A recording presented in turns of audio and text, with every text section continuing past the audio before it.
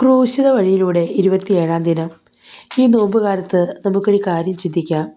മറ്റുള്ളവരിലുള്ള നന്മ കാണുവാനാണോ അതോ അവരുടെ തെറ്റുകൾ മാത്രം കാണുവാനാണോ നാം ഓരോരുത്തരും ശ്രമിക്കുന്നതെന്ന്? മറ്റുള്ളവരെ സ്നേഹിക്കുവാൻ നമുക്ക് സാധിക്കുന്നുണ്ടോ? എന്തെങ്കിലും തെറ്റ് കണ്ടാൽ അവരെ വെറുക്കാനല്ലേ നാം ഓരോരുത്തരും ശ്രമിക്കുന്നത്? അവരിൽ ശരിയെ കണ്ടെത്തി അവരെ സ്നേഹിക്കുവാൻ നമുക്കാകുന്നുണ്ടോ?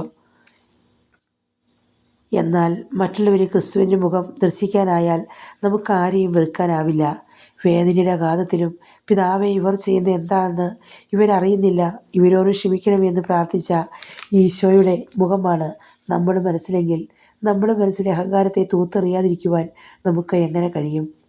മറ്റുള്ളവരുടെ കുറവുകൾ മാത്രമാണ് നാം കാണാൻ ശ്രമിക്കുന്നതെങ്കിൽ കുറവുകളെ നിറവുകളാക്കുന്ന നമ്മുടെ ഈശോ കുറവുള്ളവരെ മാത്രമാണ് തൻ്റെ കൂട്ടുകാരായി തിരഞ്ഞെടുത്തത് എന്ന് ചിന്തിച്ച് നമ്മുടെ കുറവുകളെ തിരുഹൃദയത്തിലേക്ക് നമുക്ക് സമർപ്പിക്കാം.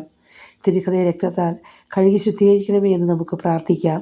അങ്ങനെ ഈശോ നമ്മുടെ കുറവുകളെ നിറവുകളാക്കി നമ്മുടെ തെറ്റുകളെയെല്ലാം ക്ഷമിച്ച് നമ്മളെയും അവിടുത്തെ കൂട്ടുകാരായി തിരഞ്ഞെടുക്കട്ടെ. അതിനായി നമുക്ക് ഈ നോമ്പുകാലത്ത് ഈശോയോട് പ്രാർത്ഥിക്കാം. സ്തുതിയായിരിക്കട്ടെ.